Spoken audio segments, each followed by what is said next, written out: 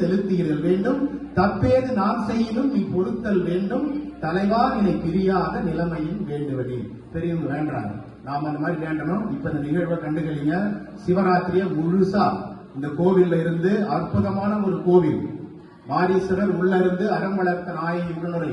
இந்த மாரீஸ்வரர் அற்புதமான இந்த கோபுரம் கும்பாபிஷேகம் நடக்கும் போது 11 விண்ணகராதிகள் அப்படின்னா என்னன்னா 11 பேர் கழுகு டைப்ல 11 விண்ணகராதிகள் வாழ்த்திட்டு போன ஒரு கோபுரம் இது.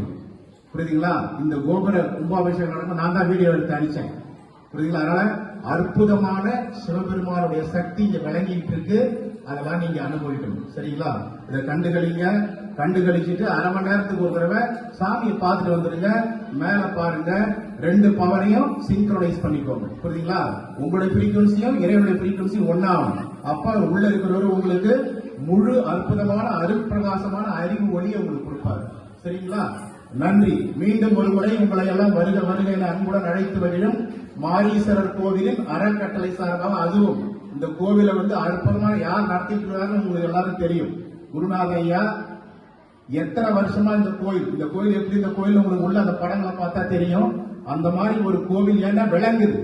இறைவன் அவரை விளங்க வைக்கிறான். திருவிளங்க, சிவயோக சித்தி எல்லாம் விளங்க, சிவஞான நிலை விளங்க, சிவானுபவம் விளங்கு, திருவிளங்கு திருத்தில்லை திருச்சிற்றம்பலத்தே, திருக்கூத்து விளங்க ஒளி சிறந்த திருவிளக்கே, உரு விளங்க, உயிர் விளங்க, உணர்ச்சியது விளங்க, உலகமெல்லாம் விளங்க, அருள் உறவு பெருந்தாயாம் மறுவிளங்கு குழவள்ளி, மடிந்தொரு பால் விளங்க, வயங்கருணகிரி பொது விளங்க, வளர்ந்த சிவகொழுந்தே சொல்றாங்க. அந்த மாதிரி அந்த வயங்கருணகிரி சிவகொழுந்து இவரை வளர வச்சுக்கிட்டே இருக்கிறாரு.